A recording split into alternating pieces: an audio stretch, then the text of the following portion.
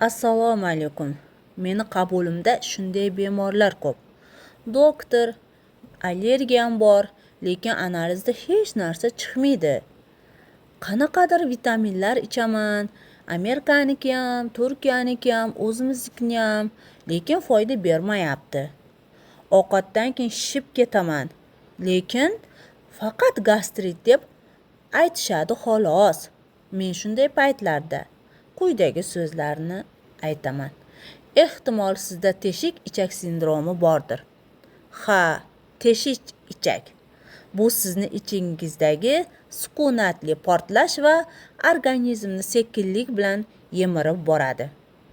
Yana ham osonroq qilib aytsam, teshik ichak sindromi bu nima degani? Kelinglar o'xshatish qilamiz. Ichak devorini bitta maktabni devori deb tasavvur qiling. Maktabni eshigidan faqat o'quvchilar kiradi. Boshqalar kirmaydi.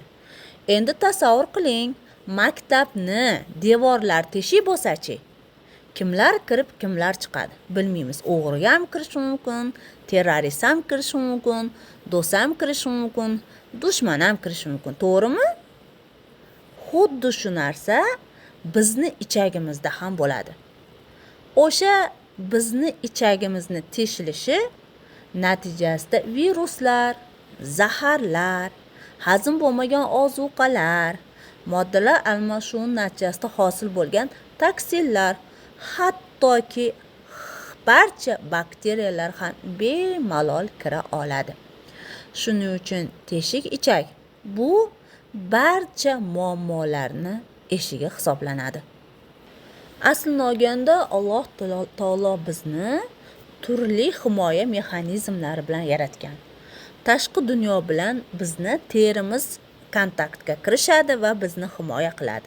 Teri tashqi dunyodan turli zararli hasharotlarni, moddalarni organizmga kirib ketishga yo'l qo'ymaydi.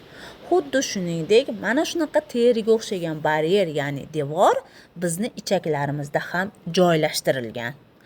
Aynan mana shu oziq-ovqat bilan kirgan yoki oziq-ovqatlarni hazmi natijasida hosil bo'lgan turli zararli metabolik toksik moddalar aynan mana shu ichagimizni devorlari tufayli bizni zararlay olmaydi. Endi mana shu ichak epiteliysi demak baryer ekan. O'sha ichak epiteliyasini baryerlik funksiyasi buzilsa nima bo'ladi? Endi ichagimiz devori kim kelsa ham marhamat o'ting deb aytaveradigan teshik ichakka aylanadi. Normal holatda ichak epiteliyasi faqat kerakli moddalar, aminokislotalar, glyukoza, minerallarni o'tkazadi. Chunki bizni ichagimizda agar birortanglar molni ichagini, qo'yni ichagini tozalab qanaqadir ichiga narsalar qo'shib taom qilamiz, hozir esimda yo'q nimaligi. Ana shu tozalayotgan vaqtda ko'rsak, xuddi palosti cho'tkalarga o'xshagan mayda-mayda cho'tkachalarni ko'ramiz. Mana shu mayda-mayda cho'tkachalar bizni ichagimizda ham bor. Va bu mayda cho'tkachalar atrofi mutsin bilan, epiteliy qavat va ustida mutsin bilan o'rab qo'yilgan bo'ladi. O'sha mutsin qavati juda ko'p sabablarga ko'ra yemiriladi va yemirilgandan keyin cho'tkachalar zich turgan cho'tkachalar ochilishni boshlaydi va ochilib qolgan joyidan toksinlar, ozuqalar, patogenlar va hammasi o'tib immun tizimga hujumni boshlaydi. Natijada yallig'lanish, allergiya, autoimmun jarayonlar va hokazo hammasi rivojlanadi. Xo'p, teshik ichak sindromi qanday paydo bo'ladi? Buni asosiy sabablari birinchi o'rinda keraksiz va palapartish qabul qilingan antibiotiklar hisoblanadi. Chunki antibiotik bu anti hayot, bios bu anti qarshi, bios hayot, ya'ni hayotga qarshi vositalar hisoblanadi. Haligi bitta narsa bor-u, o'rmonga o't ketsa, ho'l quruq baravar yonadi. xuddi shunday antibiotiklar bizni ichagimizdagi yaxshi bizga do'st bo'lgan mikroblarni ham va bizga dushmanchilik qilib kasallik qo'zg'atayotgan mikroblarni ham tengma-teng qira boshlaydi. Natijada bizga do'st bo'lgan, bizni normal mikrofloramizni ta'minlab turadigan mikrofloramiz yo'q bo'ladi. Bu ham teshik ichak sindromiga sabab bo'ladi. Keyingi sabab bu gluten, shakar mahsulotlari va trans yog'lar. Bular epiteliyni yallig'lantiradi. Keyingisi kazein, ya'ni alfa kazein. Alfa kazein ham ichak devorlariga yopishib yallig'lanishni keltirib chiqaradi. Alfa kazein bu geni o'zgargan, mana shu hali bor 20, 30, 50 litr sut beradigan qanaqadir anaqa sigirlar bor. Gollandskiy sigirlar deymiz. Mana shu sigirlardan olinadi, ko'proq korobkali sutlarda saqlanadi. Keyingi narsa bu kandida. Kandidalar ichak devoriga xuddi tuguncha qo'yib teshik ochadi va o'zini bioplyonkalar bilan o'ralib oladi.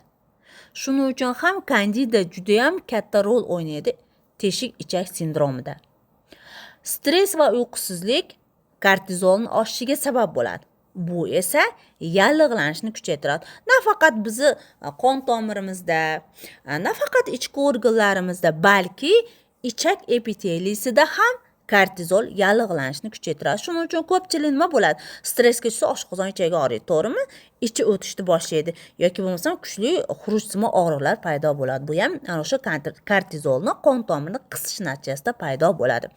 Keyingisi nosteroid yallig'lanishga qarshi preparatlarni palapartish va haddan tashqari ko'p qo'llash. Masalan, ibuprofen, diklofenak va hokazolar. Bular hammasi ichak pardasini shikastlaydi.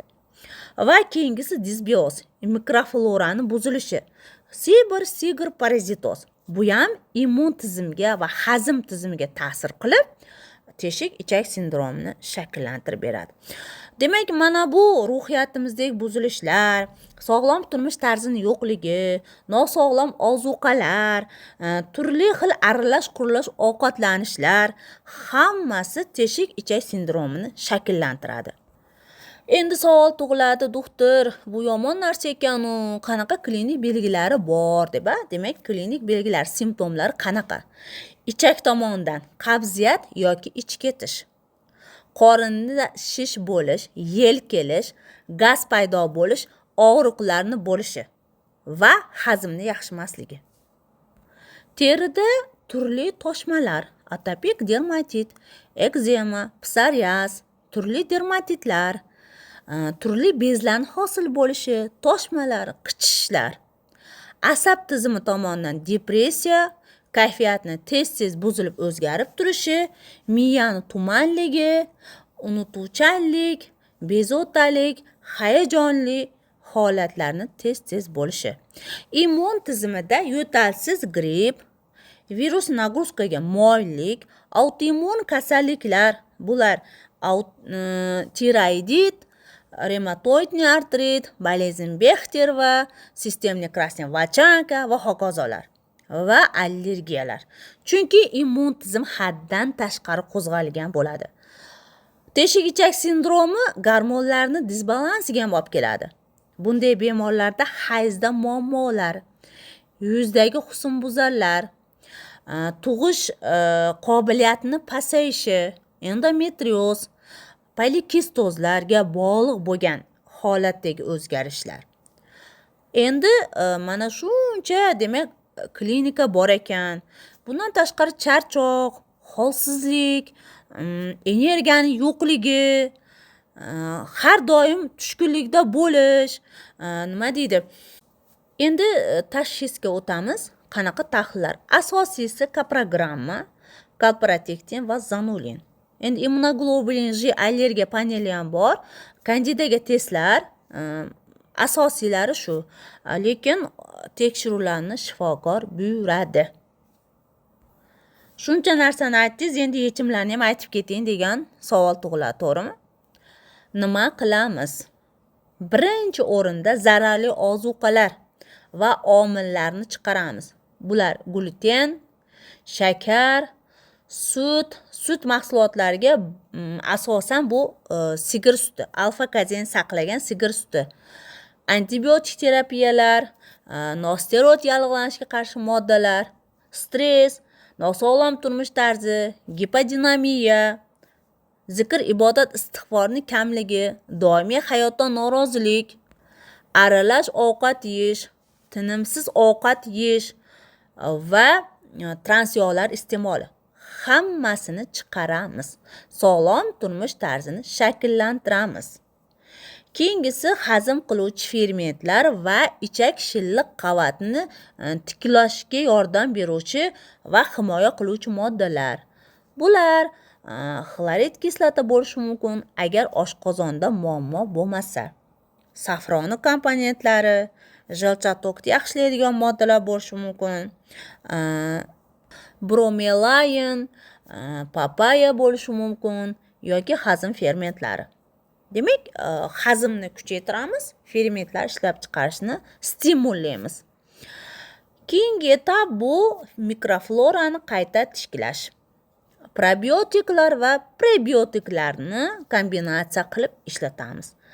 Va epiteliyni shilliq qavatini tiklovchilar. Bular L-glutamin, aniqrog'i suyak sho'rva. Tinkarnazin bu epiteliyni tiklanishga yordam beradi. Kurkumin, omega 3, kollagen, aloe vera, barguzub, облепихи masla, mum yog', mana juda ko'p moddalar bor. Holatga qarab vrach tavsiyasi bilan bemalol ishlatsa bo'ladi. Bizlarni Zaytun Medtip korxonamiz tomonidan ishlab chiqariladigan gastromukativ preparat ham kapsula shaklida chiqadi. Mana shu oshqozon shilliq qavatini tiklashda juda katta rol o'ynaydi. Shuningdek, chakanda moy o'zimiz korxona tomonidan ishlab chiqariladi. Asalli qorishma sifatida momyo chiqarilyapti.